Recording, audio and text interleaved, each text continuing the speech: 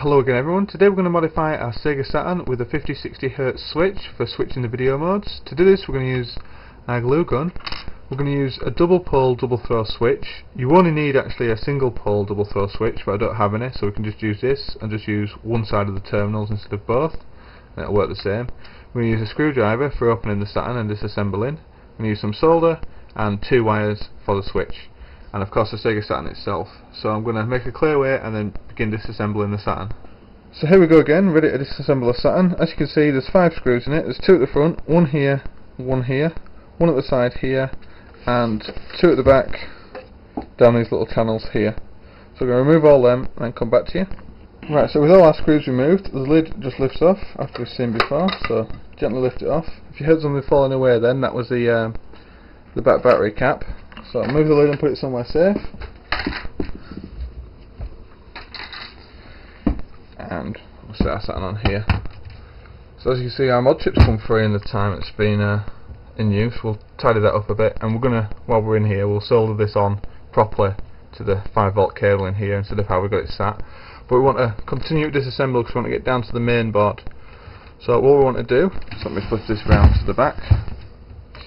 It's here on the power board where you can see the power plug goes in. There's 2 screws here. So I'm just going to remove those 2 screws and then come back to you. Right, now we've removed these 2 screws. There's a screw on the power board. Show you that now. Here. So we'll remove that and then come back to you. Right, so that's that screw removed from there. Now, if you see here, there's a connector connecting the where it plugs in to the power board. So let's remove that. It's a bit tricky one-handed. So remove this clip like so, and then here at the front there's 5 pins that come through, exactly like the Dreamcast power unit really, and we just lift off carefully, and then that's the power board free. So put that somewhere safe and we'll continue our disassembly.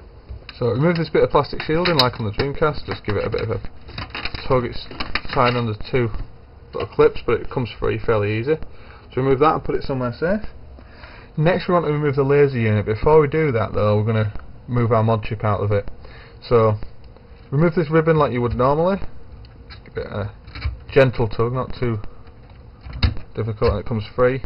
And we'll remove our piece of Kynar wire that's powering the mod chip out. We're going to solder that in place later, so it's better. And just move this ribbon cable out of the way for a second.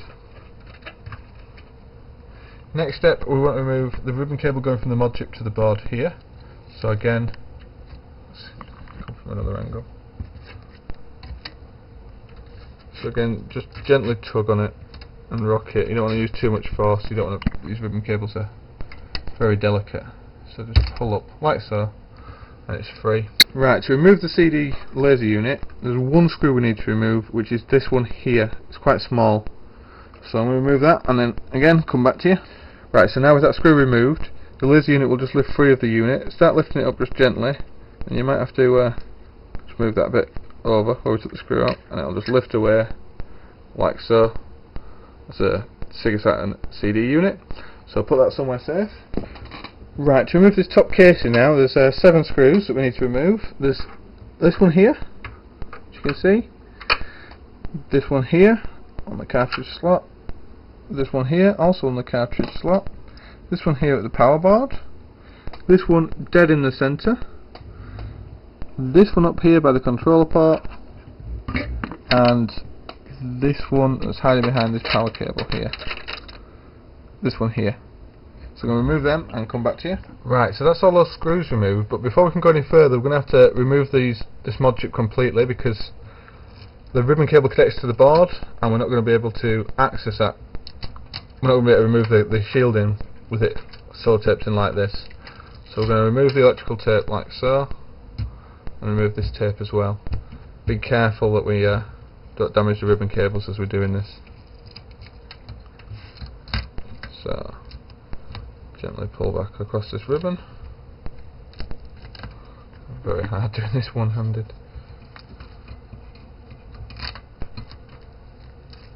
And we'll put this back once we're done. Right, so that's one piece out.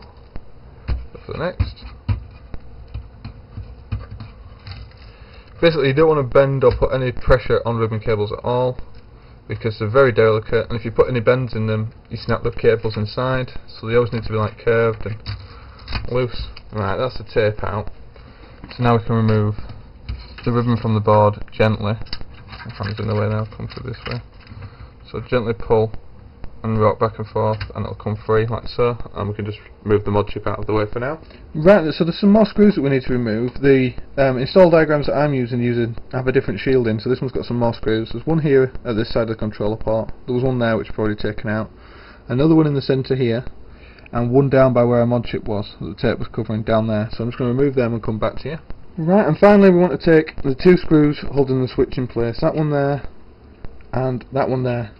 So with those screws free on either side of the switch now just lifts free of the board with that cable that connected to the power board. So I'll just put that somewhere safe for now. Right, and with that switch removed, the board will now come free. Be careful of this cable, it doesn't get caught and you pull too hard and break it, so just gently lift from one of the legs that held the CD drive unit in place, thread that cable through, and that just lifts free. Put it again somewhere safe, and now we're at the main board, the Saturn main board with all its processor goodness. Right, so the next step, we want to remove this plastic grill here by the battery component, the battery connector. Now there's nothing holding it in place, it just lifts free. So lift it free and put it somewhere safe. Right, and the final part of disassembly now, we just want to lift the motherboard free of the base, the bottom casing. So I'm just going to lift here on the power pins, just lift backwards like that. Let's go here. You just want to lift up towards the back and push forward so the controller ports come free. Maybe give it a little rock, like so, and it's come free. So we'll just sit it there and move the base out of the way. Right, so our version of motherboard here is a VA9, which you can see there, and this is a graphics chip here.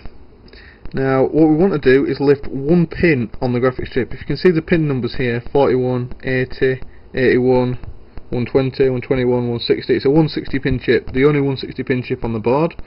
We want to lift like 79, so if you can see that's 80, the one before it is like 79, which we're going to lift from the board, and we're going to do this with a soldering iron to heat the leg and a razor blade to lift the leg up once we've heated it, or while we're heating it.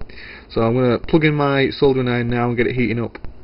So what we want to do is slot in our razor blade in between legs 78 and 79, and so it's in like that. So we can apply some pressure like this with it. What we're going to do is just heat that up gently. Try and lift it.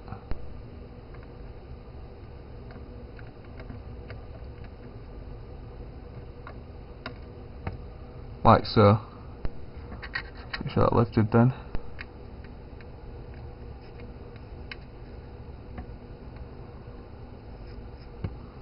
Right, let's give it a bit more heat. Oh, has it lifted? There we go. Not the camera doing that, but you can see that lifted then. Get a nice close up. So, there we go. That's lifted it free. Let's get the rest with our finger. Just using my nail to lift it up. Like so. So as you can see there, leg 79 is now lifted from the motherboard. We can now solder to it.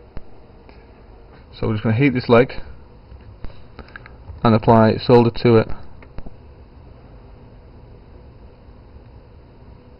Like so.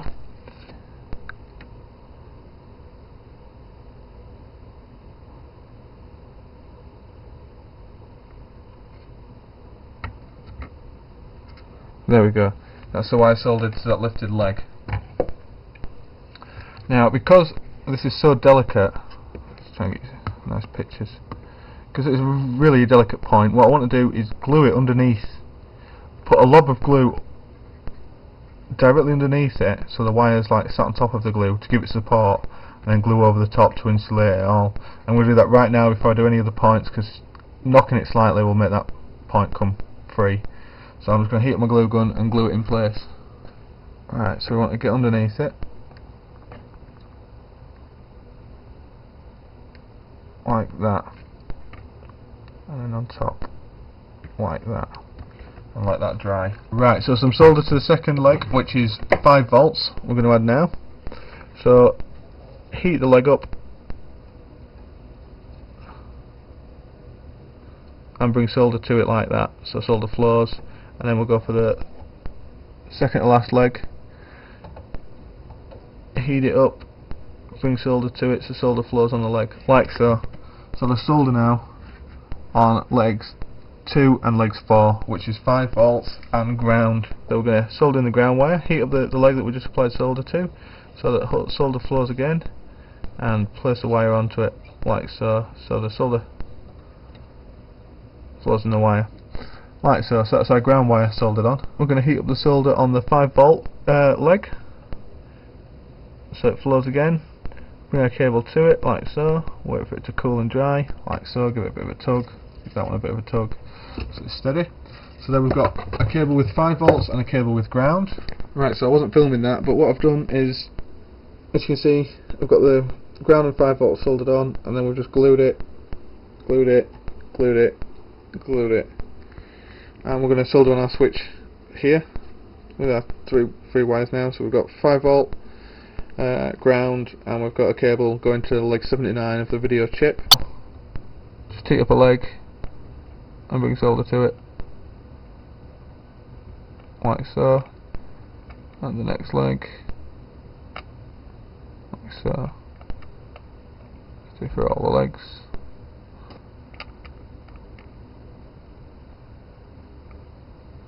That's better. That's better.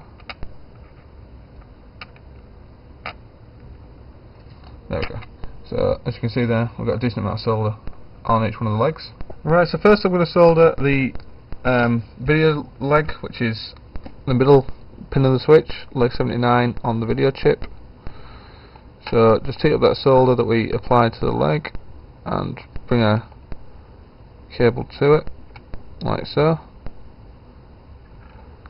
There we go, so that's the first one in. Then these two can go either way, so just as long as we've got ground at one end and voltage at the other end. So again, heating that leg that we applied solder to, bringing our wire to it, and then waiting for it to cool. So that's that one on, and then the last leg is at the other side. Heat up that solder that we applied like that, bring our wire to it, and then let it cool and dry, which we didn't do. So again, heat up that solder, bring our cable to it, give it a couple of seconds to cool down and dry, like so, and there's our switch finished soldering. So video at the middle, 5 volts to one end, ground to the other end. Only do one set of terminals, leave the others free, and we want to replace this bit of plastic that's going over the VCD housing, and I'm going to glue my switch to the VCD housing. Right, so I just took those little screw bits off with some needle nose pliers. So basically I'm just going to glue my let's do it the other way around.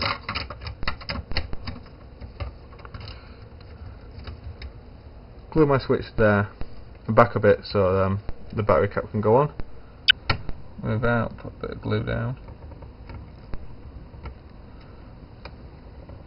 glue it in place there, just hold it in place for a couple of seconds.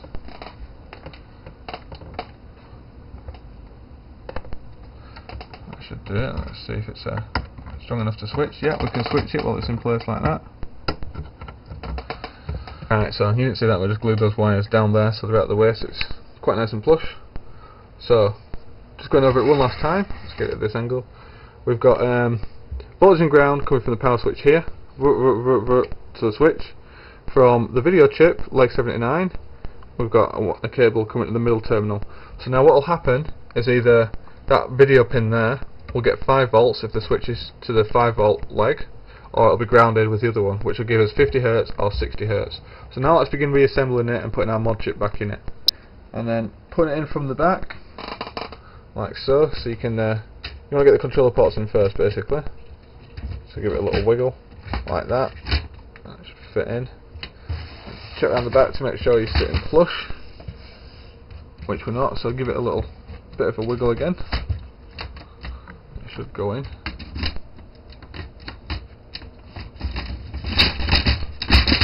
There we go. Nice little wiggle and a bit of a shake. Right, so now we've got the board in the base. What we want to do is add on our heat shield, heat spreader, shielding, whatever you want to call it. So this wire here, we've got to make sure we thread through the board, so don't put it on without threading it through, so let's do that first.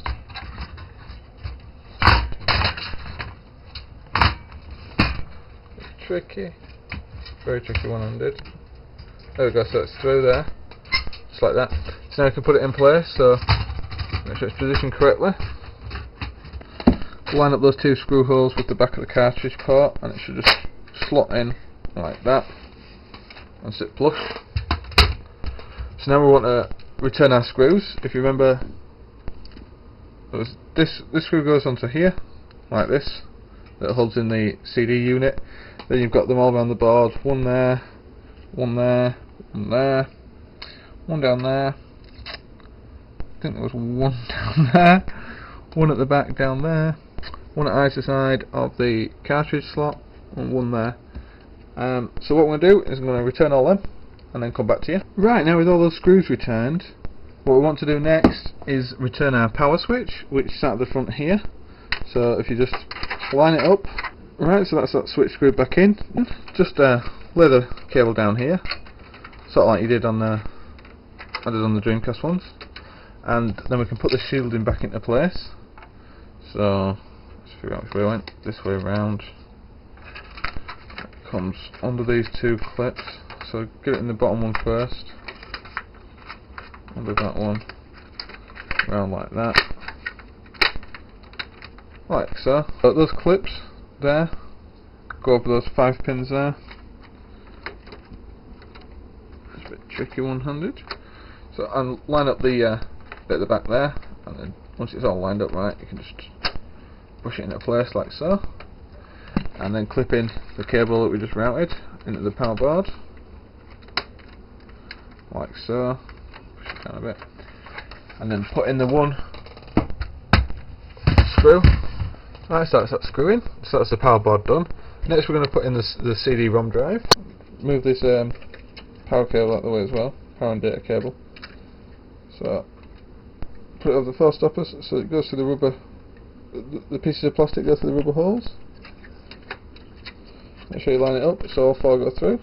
And this screw was the only screw that had a washer with it, so make sure you put the washer back. So I'm going to screw that in and come back to you. So that's that screw in there.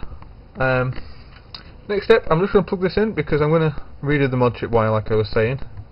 So stick that in. So here's our mod chip. What I want to do is take off this red wire because it's not long enough for what I want to do. I'll just show you what I want to do.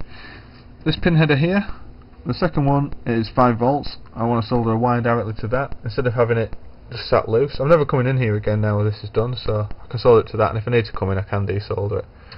So that can all sit nice and plush how it is. I'm going to cable from here, down here, along here, and to the top of there. Right, so we're just redoing this mod chip. And just put the yellow cable on, which is longer. So I'm just going to tidy it up a bit here, like so it's going flat. And I'm just going to sort out the tape. So that's the mod chip taped in, insulated in with the ribbon cables.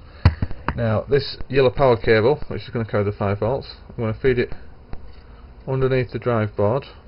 Right, so now what I want to do is apply some solder to that point and solder it in. So I'm just going to heat the pin and bring solder to it, like so. There we go. Right, so that's our install done with our 50-60hz switch. 50-60hz switch. So what we're going to do now is put on the lid and return the 5 base screws. So let's do that now. Right, so now with those screws in, we're almost all done. We've just got 2 more screws to go, which we almost forgot about. 2 screws on the power board. We're going to realise because we had 2 screws left over, so I'll put them in and come back to you. Right, so I've reinserted these 2 screws in the power port. Now all that's left to do is put on the battery pack with our switch behind it. So like that, so that's the finished install. So you're never going to see the switch, and we haven't modded the case, so it just looks nice. I'll take it out now though, so I can show you the switching when I've got it powered on when we go test it. Let's insert our Action Replay 4-in-1 card. Make sure it's plush. Right, so let's go test it. Right, so if you see on this cutscene, these massive black bars at the top and the massive black bars at the bottom, this is 50 Hz at the minute. Let me flip my switch. Should be able to do it like that door. Right, let's flip the switch. So it goes off a second, comes back on. Now they're much smaller, top and bottom. We're using much more of the screen now. Let's see it when it's in game. We'll just show you speed differences as well. Right, let's wait till Barry's moved. Right, so now we're in the game. We've actually got control. You can see it's actually completely full screen, using all the screen real estate. Let's see how fast Jill walks. So she walks. This is normal full speed. Right, let's flick it back into 50 Hz.